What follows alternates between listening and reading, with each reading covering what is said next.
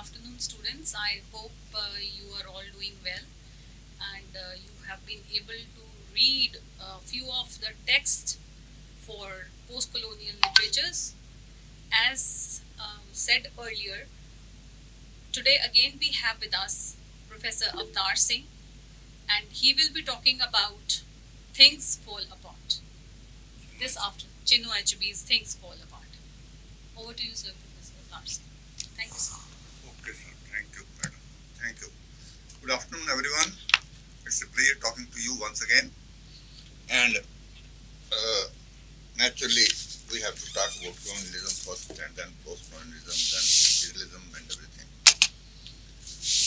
So, I, was thinking to talk to you. I take you now to Africa. Africa is one place where colonialism tried ruthlessly to assert itself. And Africa had to suffer under the yoke of British rule for decades and has not freed itself from the clutches of the colonial powers yet. Yet, even today, some of the states are under colonialism. African people were inhumanly exploited by their rulers. They had to live like dumb-driven cattle, governed in their own native places by the laws imposed by an outsider. This is very important. And had to face the crisis of values generated by the colonial politics. African life and literature did not remain untouched, and African writers are united in their struggle against the common foreign enemy, in their fight against colonial powers. The disintegration of a typical cultural pattern, and the total annihilation of their identity due to Europeanization is the major concern of African literature. Once again, I repeat it. Disintegration of the typical cultural pattern and the total annihilation of their identity due to Europeanization is the major concern of all African writers.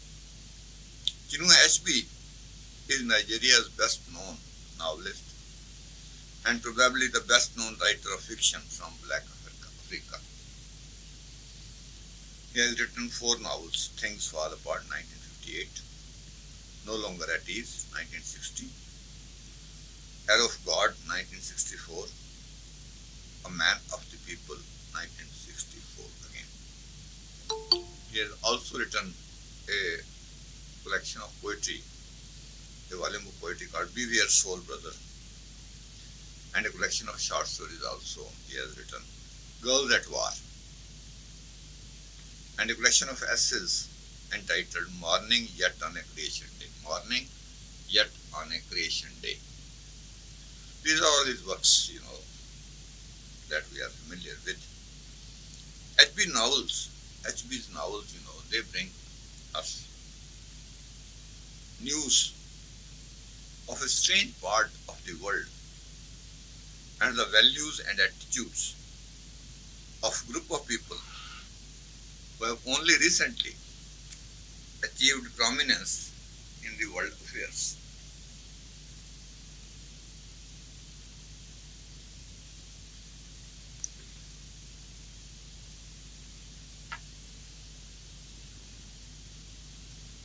His appeal is likely to be more local than general. This is very important, that he catered to the tastes of the local people. He is an interpreter of the cultural worth of this society. He is an interpreter of the cultural worth of this society. It is what he said, Morning Yet on a Creation Day. That's a collection of essays that he wrote. That Africa did not learn of culture for the first time, the world culture for the first time from Britishers. They had a rich culture of their own. A writer's duty is not to beat the morning's headlines, but to explore the depth of human condition. That is very important. The depth of human condition. Writer's duty is to explore the depth of human condition. HB recognizes the unique situation in which the modern African writer finds himself. His novels form a sequence and reflect, broadly speaking, the changes which have taken place in Igbo society. Now, Igbo society is IGBO. G is silent here. So it is called Igbo society. And by speaking the changes which has taken place in Igbo society and by implications in the Nigerian life itself. As a result of what HB calls, a chance encounter with Europe during the imperial colonial period. HB's novels reflect three serious concerns, related concerns. One is legacy of colonialism, how we have inherited colonialism. Two, and related concerns. Two, the fact of English as a language of national and international exchange. And third, the obligations and responsibilities of the writers both to the society in which he lives and to his art. This is very important. That the obligations and importance of the society, his commitment to his rights. A writer has to be committed to his task. So an African writer has to commit himself to the task. According to HB, Africa, in her long encounter with Europe, suffered many terrible and lasting misfortunes. In terms of human dignity and human relations, the encounter was almost complete disaster for the black races. That's what he wrote in the Black Writer's Burden, that essay that he wrote in his book, Morning Yet on a Creation Day.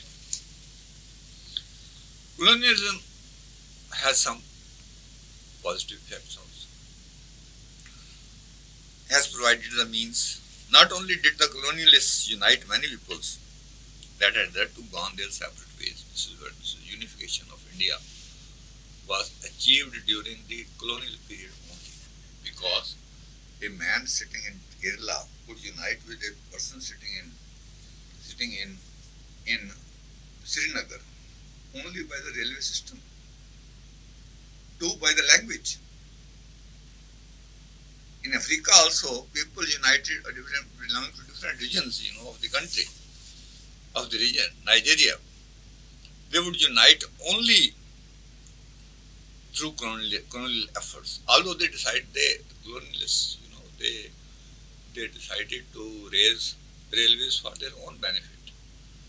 But ipso facto, by implication, it means that they also, provided an unintentional, it was not intentional on their part, an unintentional grounds, of uniting people together. This is very important for you to understand. Colonialism.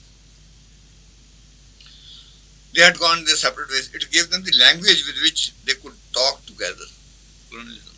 English language, is the basis in which a Keralite, a Tamilian, a Karnataka person, a person sitting in Andhra Pradesh can talk to somebody in the north.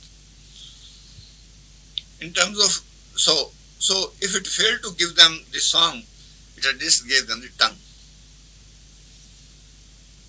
of, exchange of ideas. This is very important. For HB, the fundamental theme of African writer is to indicate that African people did not learn of the culture for the first time from Europeans that their societies were not mindless, but frequently had a philosophy of great depth and value and beauty. The philosophy of great depth, value, and beauty of their own. That they had poetry of their own. And above all, they had dignity. This is what is required. Writers is not to concern about the beating the morning headlines, he has to concern the depth, explore the depth of the human condition. It is this dignity that means that many African peoples lost during the colonial period. Any right, for that matter, is a sensitive point of society, very sensitive point of society. Because the writer anticipates, he talks of 50 years, but the trends of 50 years that are coming, ahead of the contemporary situation. This is very important. A writer is able to anticipate, which common human being cannot. So it is a very sensitive point of society. African fiction will achieve universality through both the sensitive rendering of an interpretation of its own culture and through transcending the purely local conditions. It is through transcendence that you achieve universality. The individuals, that's what the previous year said. Poets of unaging intellect, that does not grow old with the passage of time. That intellect which does not grow old with the passage of time is called unaging intellect, poets of unaging intellect. The writer's duty is not to beat the morning headlines in topicality. It's to explore the depth of human condition. This is what he wrote in Morning Yet on a Creation Day. So African societies of the past, with all their imperfections, were not consumers of culture but producers of culture. This is what HB emphasizes. That African societies, they were not consumers of culture. They were producers themselves. And once you are a producer of culture norms, what is to it, what's good, what's bad for them, that explains everything. So HB's Things Fall Apart, the novel that is prescribed for your study, is about Ibo land. Ibo land is African land.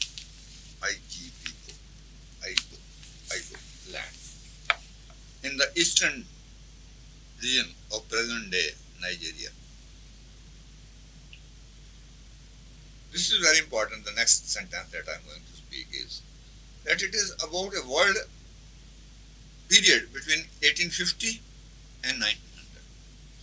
In 1915, SB is writing this Things Fall Apart about a world that is past by 50 years. He has to talk about 50 years ahead. You understand? So 100 years he has to traverse during the course of his novel. So it's a period between 1815 and 1900. That is a period to and after the arrival of the white man in this part of Africa. The setting of the novel is Umuofia. Umuofia. And Mvanta. Mvanta is in the second part it comes. And third again it reverses back to Umuofia.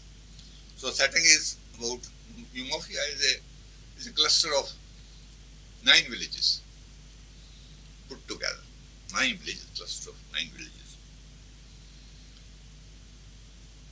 And these are the two principal villages, Umuofia and Mvanta, among the cluster of 9 villages. Okonkwo is the hero of the novel. You have to understand what is hero. On Aristotelian terms, hero is a man of action. A man who suffers from his tragic flaw, and in the process he enhances advances his position to such a great extent that what he suffers for his tragic flaw, undue suffering is there on his body and his environment. And secondly, ultimately the hero uplifts our soul. Ultimately his actions are, if you read Shakespeare's plays, Hamlet, King Lear, say Othello and Macbeth, you come to know the learning, the message that ripeness is all. Ripeness means maturity. Maturity is everything. This is King Lear's message. Ripeness is all.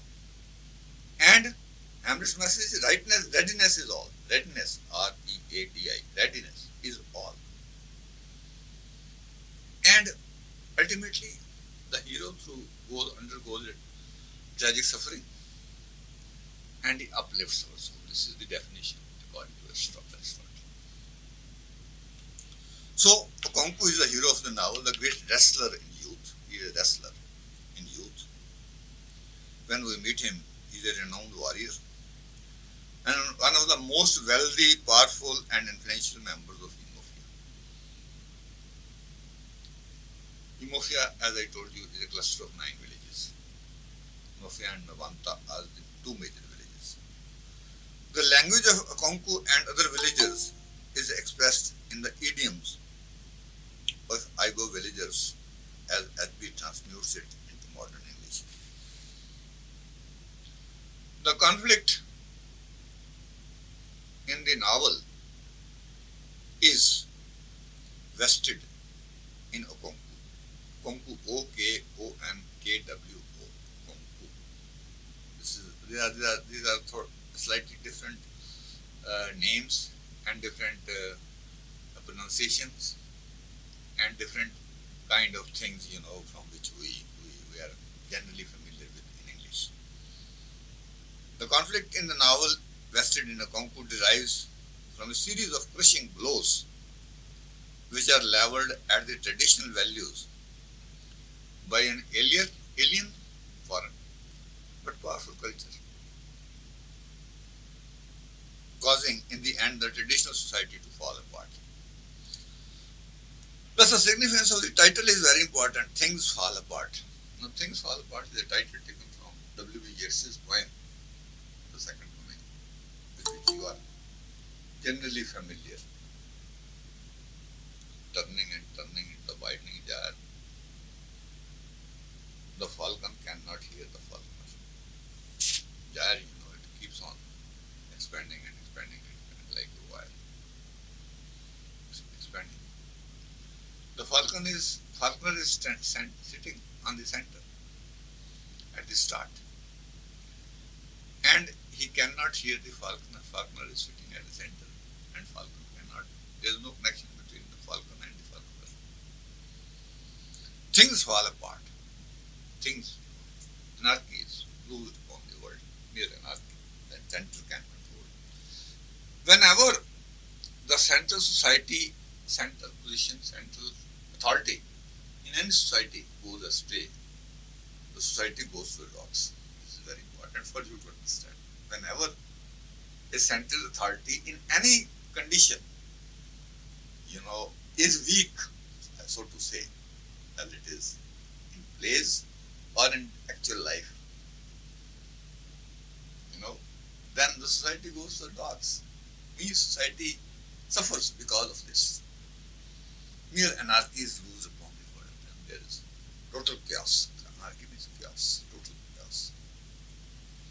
So is in King Lear, so is in Hamlet. The central authority is gone, things fall apart. So is in Macbeth, so is in Othello, and so is in other novels also. Difference between say Aristotle's theory, Aristotle's canons, and its application is that here we are dealing with a novel, but fixing the Aristotelian pattern into that. so that you know what is what is related to it in a different way. So the inexorable process of history leading to the second coming that Yeat describes in his poems is H.P.'s concern too, because history carries on regardless of the individuals. History is not concerned with one particular. History goes on being written today. Today, the events of today become the history of tomorrow. So regardless of the events, regardless of the individuals. And this is what is shown through the events that take place in Things Fall Apart. Therefore, the title is one that gives you the framework. The title of the novel, Things Fall Apart, gives you a framework through which you have to see whether you are able to see the perspective in which the novel can be placed. And the perspective is the perspective of history. Yes, you are most welcome. Whosoever wants to join this call, he is most welcome. By stating his debt to Yeats in obvious terms, H.B. acknowledges the influence of European thought, and at the same time, the Europeans themselves to establish an African historiography. H.B.'s purpose is to expose the Western myth that Africans have no history of their own. This is very important. सानू को क्या दे तुहाडे कोई history नहीं है. We have a history of our own. Our society is 7,000 years old. Americans don't have that long a history. No other country has that long a history. Only Roman civilization is there. But Indian civilization is still older than Roman civilization.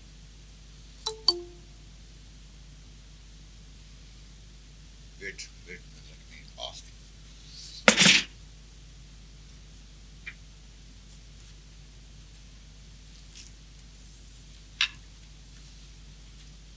तो यार आई जा रहे हैं कोई call back करना चाहता है देख कौन someone wants to join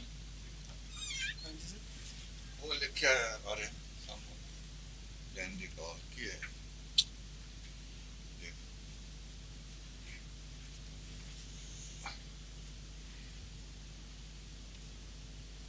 संगीत चला मैं एडमिट सबने करना है आपको बस कितों करना है कितों मैं दस कोई भी एक तरह आएगा शो मैं तो करना है तो करना क्लिक हाँ इस तरह लग के चल जाओ फिर वो आएगा ऊपर वैसे मैं मोहन जी सर ने कितना आप पे भी करते हैं ठीक okay so I told you HB's purpose is to expose the Western myth that Africans have no history of their own, and like the Yeats's perception that it is the Christian era,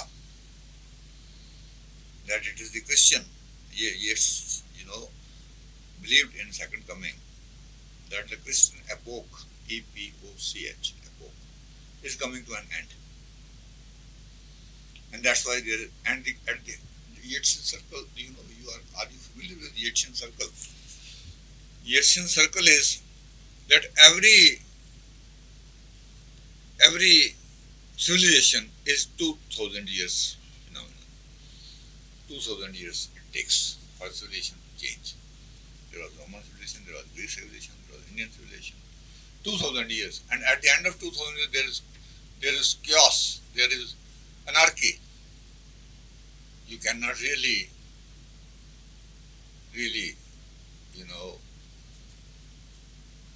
come to know.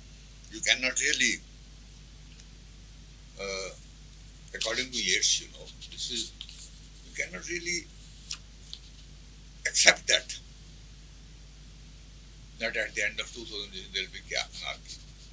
So Christian civilization is coming to an end, he said, according to Yeats, but it has not ended. Yeats, that has been proved wrong. So, HB's 19th century Africa witnesses the end of the era and beginning of the 20th century urbanization, leading to yet another stage, that of post-colonial Africa, as Lord Brown says. In evoking Yeats's themes, HB implies that the sense of history and tradition is tradition. We are not concerned with the pastness of the past, but we are concerned with the pastness of the present. This is tradition. Then, tradition. And the burdens of cultural continuity, decay, and rebirth have all been Africans' lot as well as that of the Westerns. We have also suffered the way Westerns have suffered. So our history is common, he says, HB says. In his evocation of the grandfather's generation, HB, talks of his grandfather's generation. HB, why grandfather's generation? It is from, he is talking about the period from 1850 to 1900. This is very important. That's the period when Britishers entered Africa for the first time. And we are concerned with that. And concreteness, in his evocation of the grandfather generation, HB achieves concreteness and convincingness through strict precision and control. We experience the forces of nature at work in the novel. The searing heat of dry season, the bitter cold of the Harmattan. Harmattan is,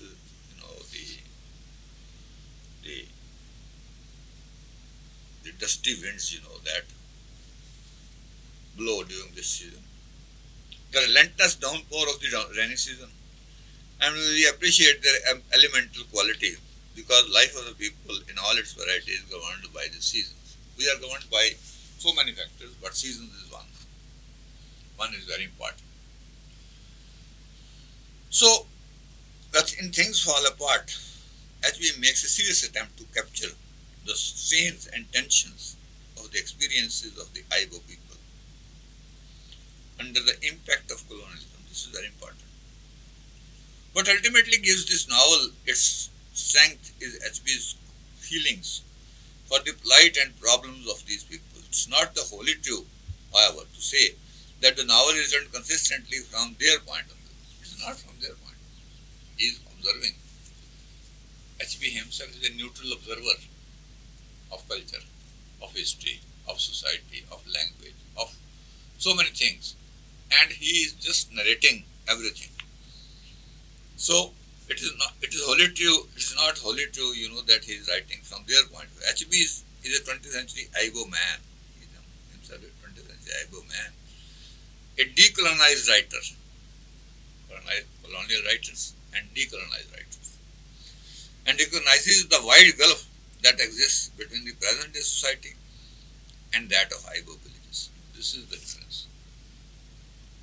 The gulf, the separateness, the gap between the ideal society of Christianity and the actual society of the African people. 60 years ago, 60 years which have seen remarkable changes in the texture and structure of Igbo society. Which means that the present society of Africa is altogether different from the society which is described in the novel. Novel talks of society from 1850 to 1900 only. This is for you to understand. Present society is, the Britishers were very clever people, cunning, I should say, cunning and clever. They invaded any society for that matter, through several tricks of the trade.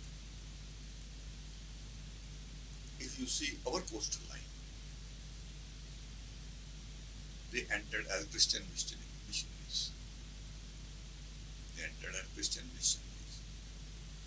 Then they got into administration.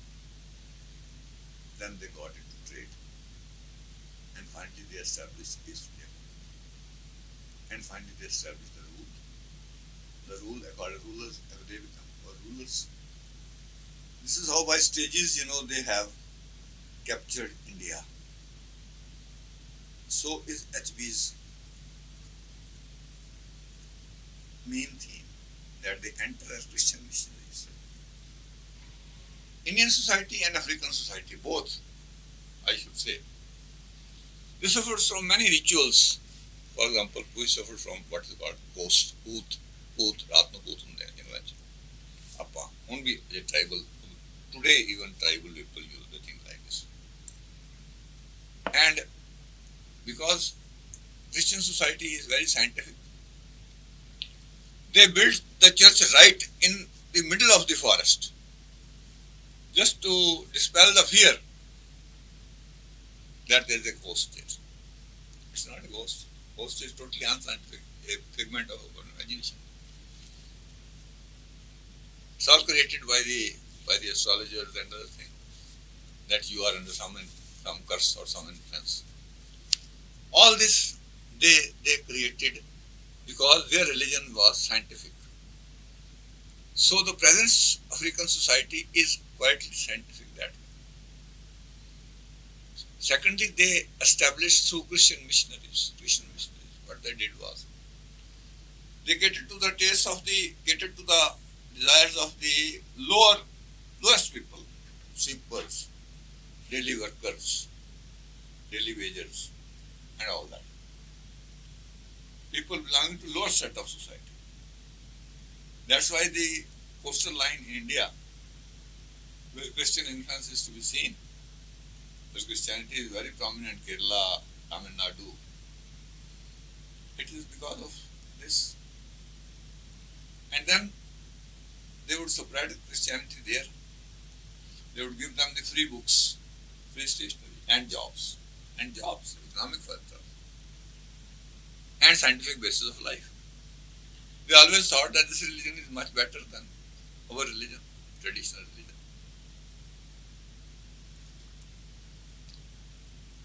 So, they always substituted that religion for that matter. So, the present day Christian society of Africa is altogether different from the society, which we had experienced from 1800 to 1850. And HB is able to view the forces objectively, forces which have inevitably destroyed the traditional Igbo society's ties, and with them the quality of Igbo life.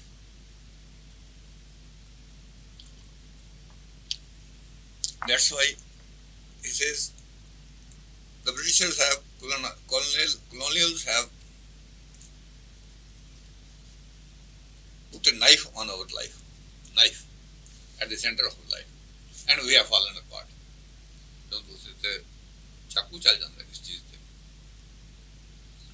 Naturally, that things becomes the father. So we have fallen apart because of the knife used by the colonials. So their quality of life is gone. In showing Igbo society before and after the coming of the white man, he avoids the temptation to present the past as idealized and the present as ugly and unsatisfactory. The present is not altogether unsatisfactory, let me tell you. Why? Because Christianity is equally scientific.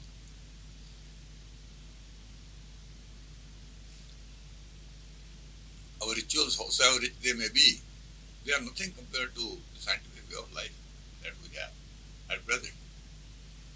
So the atmosphere of the novel is realistic, not romantic. This is very important. Although there are romantic elements in it, but put another way, as we manage to express a romantic vision of Igbo life in realistic form, it encompasses aspects of that life which evoke it all in its complexity and convincingness. The novel has three sections, or three parts of it. The first and the most important is set in Umofia. Umofia covers almost 175 pages of the novel. And before the coming of the white man, before his existence is even known, the second part dramatizes Okonkwo's banishment in Mebanta because of the sin committed by by Okonkwo. He is punished. That's the Aristotelian way of life. That you are punished for the sins committed intentionally or unintentionally. It's an unintentional sin, but then he is punished for that. And he is exiled for 7 years to his mother's village. Now, when things are good, in society, it so happens that when things are good, you belong to your father's society. But when things go bad, you go to your mother's society.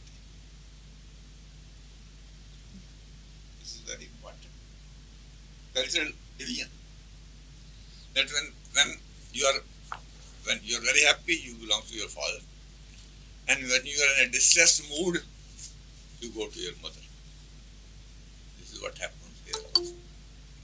The second part dramatizes Okonkwo's banishment in Mebanta, the village of his mother's people, for the sins committed against the earth goddess. And describes in most through report, the coming of the white man in the 9 villages and the establishment of an alien church.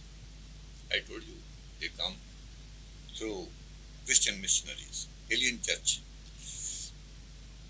government, they start governing, trading system, and the gradual encroachment of these on the traditional patterns of tribal life. The third section and the shortest brings the novel swiftly to a close, when the hero dies, dramatizing the depth of the old ways of the death in the death, and as you said, the suicide of Okonkwo. At the center of the community is Okonkwo, the character of intense individuality, yet one in whom the values most admired by Igbo people are consolidated. He is both an individual and a type. This is very is individual as well as a type. The first paragraph of the book indicates the deftness and certainty which depict, which depict the society. Should I read the first paragraph with you?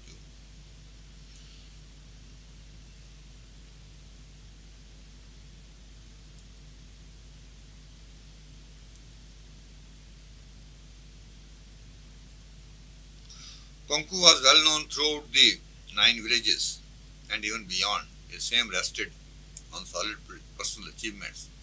As a young man of 18, he had brought honor to his village by throwing Emmeline the cat, another wrestler. Emmeline was a great wrestler who for 7 years was unbeaten from Umofia to Mubiano. He was called the cat because his back would never touch the earth. It was this man that Okonkwo threw in a fight which the old men agreed was one of the fiercest since the founder of the town engaged a spirit of the wild for 7 days and 7 nights. So, this is what, at the center of the community is Okonkwo, the character of intense individuality, yet one in whom the values most admired by Igbo people are consolidated. He is both an individual and a type. The first paragraph of the book indicates the deftness and certainty with which HB establishes not only the character but the ethical and moral basis of life, and by extension, the ethical and moral basis of the life of the clan. The novel places great emphasis on wealth, courage, and valor among Abu. Whosoever ਜਿਹਦੇ ਘਰ ਦਾਣੇ ਉਸਦੇ ਕਮਲੇ ਵਿੱਚ ਸਿਆਣੇ ਆਪਾਂ ਕਹਿੰਦੇ ਹਾਂ ਜੋ ਪਹਿਲੇ ਰਿਚ ਹੁੰਦਾ ਨਾ ਬੰਦਾ ਤਾਂ ਹਰ ਇੱਕ ਬੰਦਾ ਉਹਦੇ ਅਲ ਦੁਆਲੇ ਹੁੰਦਾ when he has power, when he is physically very strong and he is rich and he has money, he has yams, then we say that the richness brings heroism. The physical strength brings heroism in the man. So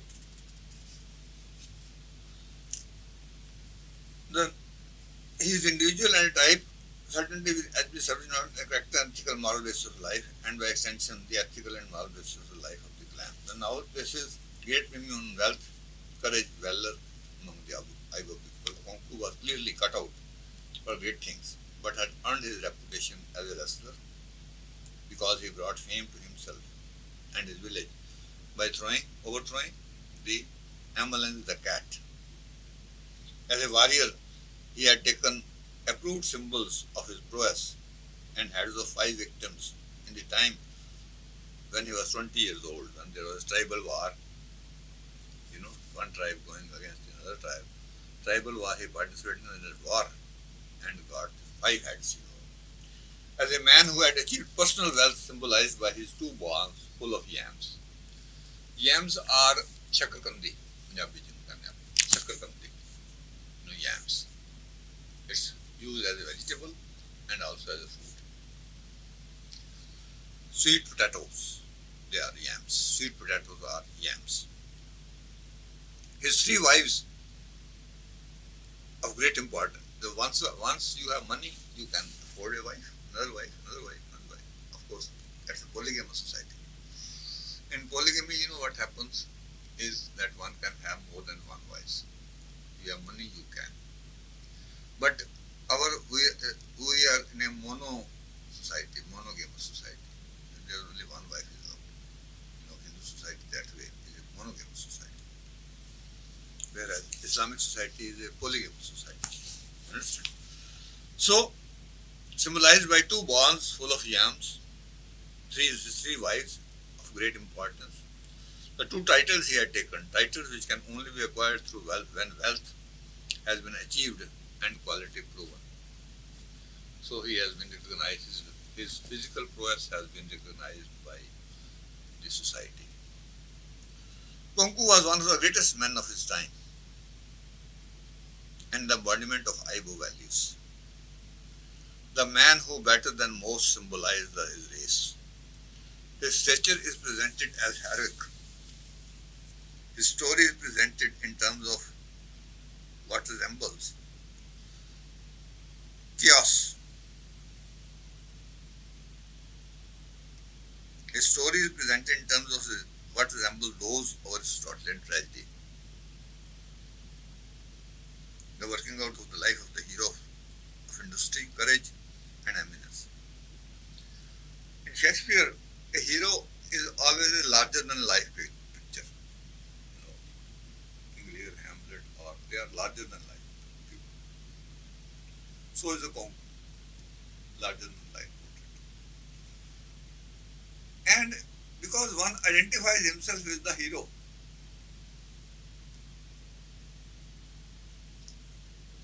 that's why the spectator suffers along with the hero. He is interested that way.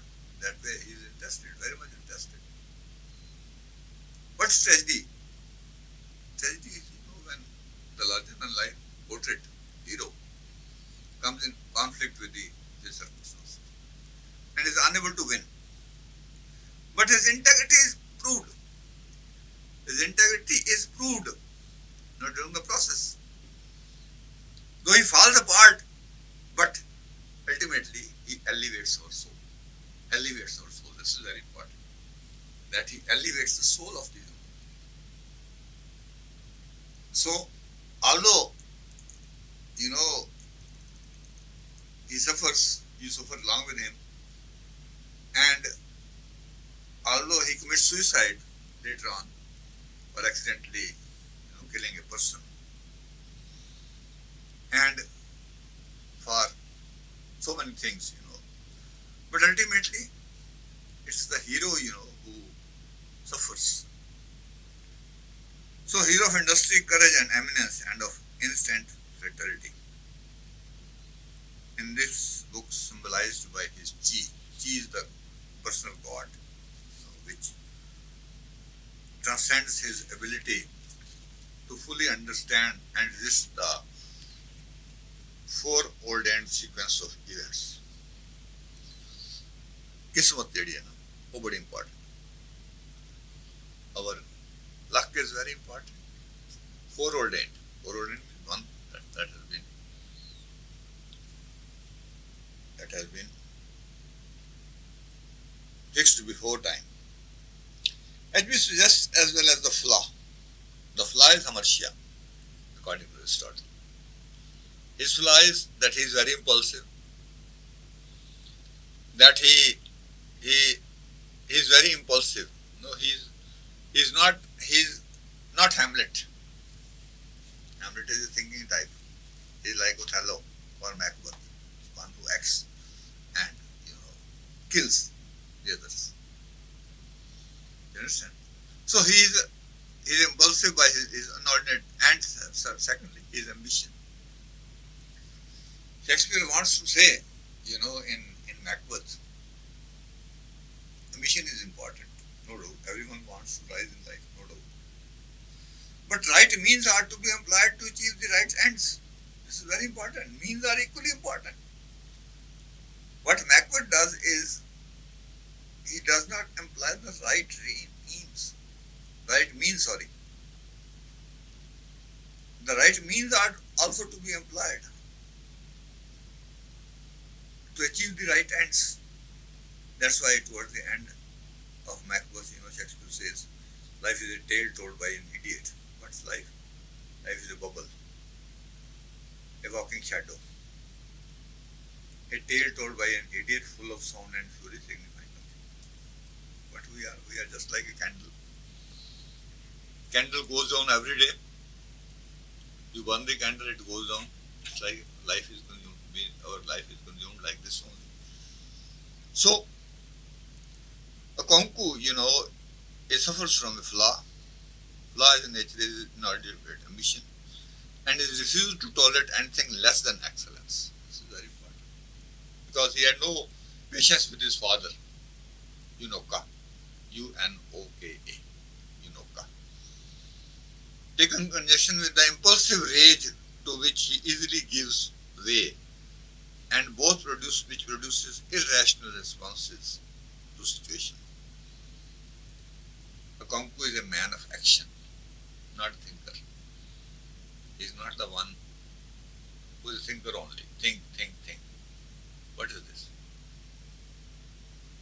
Go on thinking, to be or not to be, whether it is noble in the mind to suffer the slings and arrows of outrageous fortune, or by offending and them.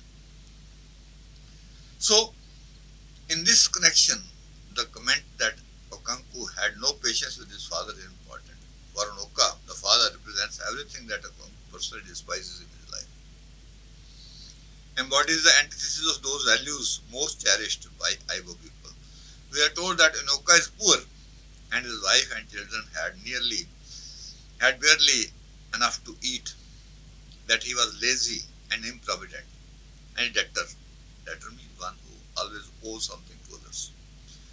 He has taken loans from every neighbor or every person in the neighborhood, and a coward who could not stand this sight of blood. Konku's contrast with his father's and sons is central position. That's very important. On the first page of the novel, we are told that Konku's fame had gone like a bushfire in the Harmattan. Harmattan is a dry, dusty wind that blows across the Atlantic coast of Africa. A few pages further, the following metaphor is offered. Among the Ivo people, the art of conversation is regarded with very highly, and proverbs like the palm oil with which the words are eaten. Proverbs are the palm oils with which the words are eaten. Both images are drawn from nature, palm oil and harmattan, indicating the connection between human life and the soil. In the third chapter of the novel, H.B. describes Okonkwo's visit to a wealthy man to seek his help. His name is Obirka. He ultimately becomes his friend. Obirka, Obierka. He goes there to his friend. At that time, he is not his friend. If a person is wealthy, he can maintain five wives, six wives, and naturally there is lots of children, 30 children he has, of belonging to different wives. And he has a 5 or 6 barns. Barns are the storehouses, warehouse where we store our grain is called barn, B-A-R-N, barn. Our hero has only two barns. So he has 5 or 6 barns, when he approaches him, "Can you give me some yams?" Yams are those yam seeds. He demands 400 yam seeds. And because a rich man also knows what are the qualities of the person to whom he is lending something. So, when our young men have grown so soft, when young man cannot work, Okonkwo is the one who is very hard working. And he is the one, who's asking for yams.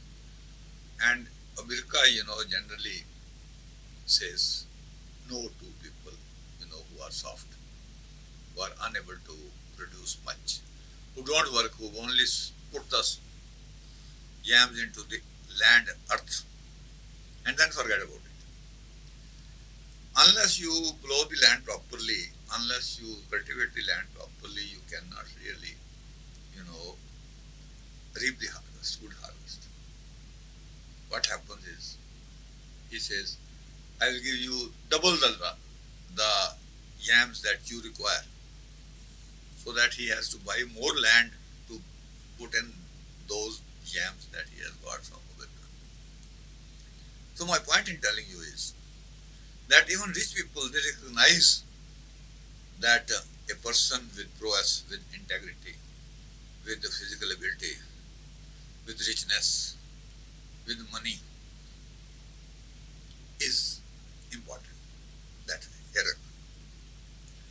So both images are done from H.B. In third chapter of the novel, Okonkwo visits to a wealthy man of Haiba villages and seek his help.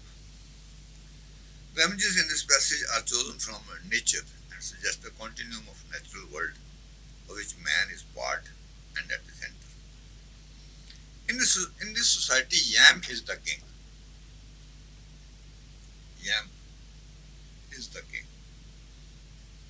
Whosoever is bigger landlord, the Punjab's hierarchical structure. Those who are big landlords, they run to politics, they go from one thing to the other and all that. The yam is the king, the man of wealth, status and reputation. Depends upon the possession of yams. Yes.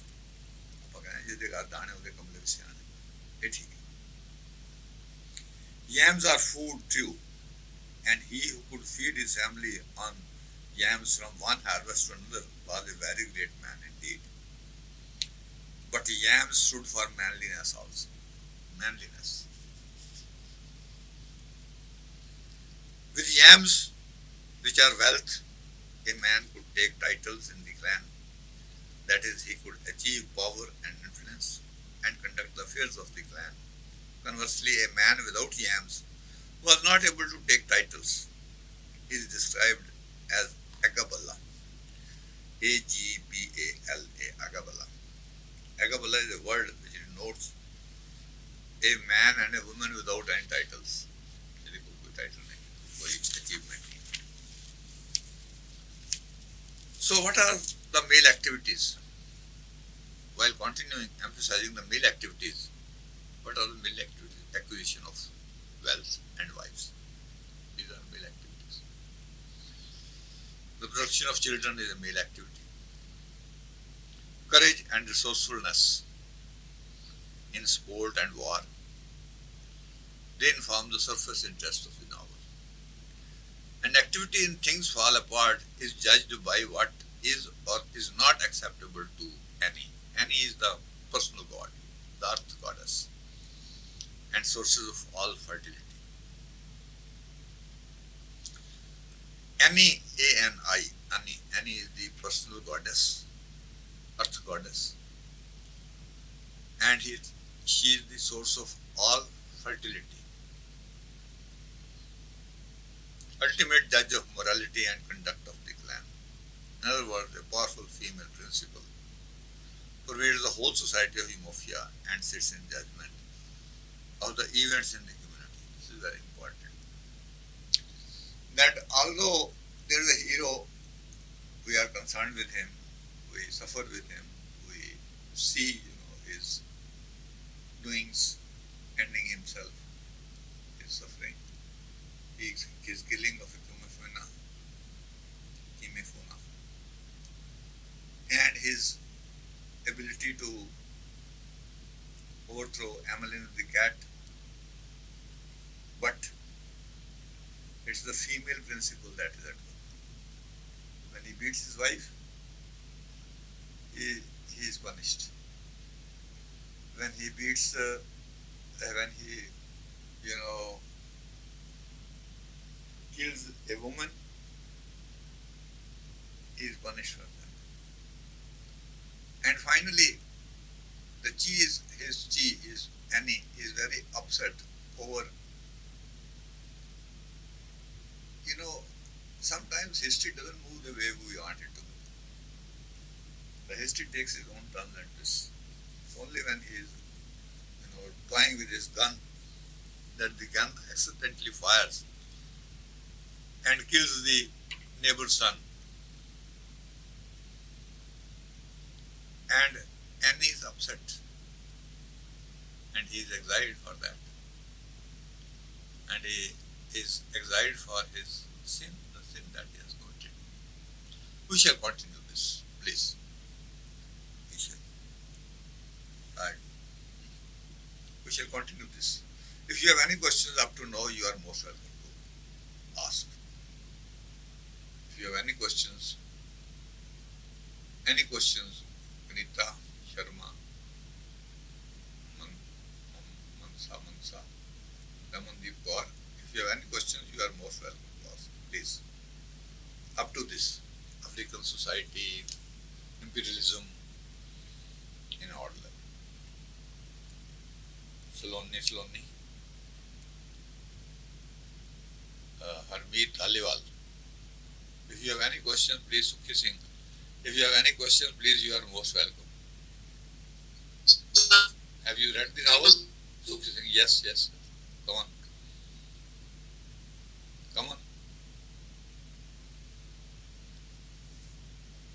Harmeet Aliwal. No, sir. Social media.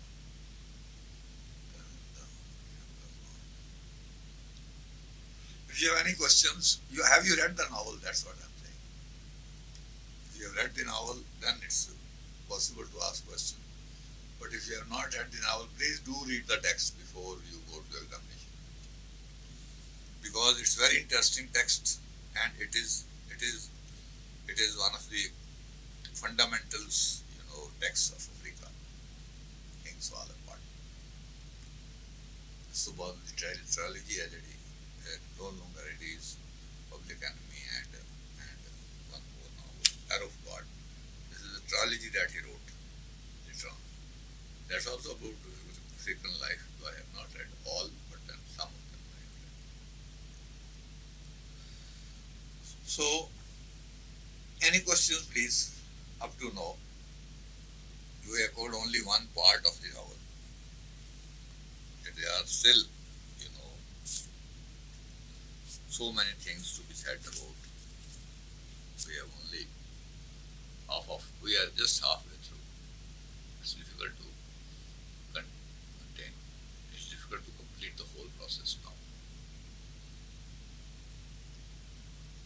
questions from you? Saloni, Mansa, Sandeep Dhola, Nitya Sharma, Ramandeep Kaur, Harmeet Aliwal, Sukhi Singh. Seven students are there. Okay, then I take your leave. Okay, thank you. Thank you for. Yes, you are most welcome, please. Mansa? Mansa is your name? Mansa. Mansa likha, Mansa, acha, Mansa. You are most welcome, please. You are asked. Will you ask any question?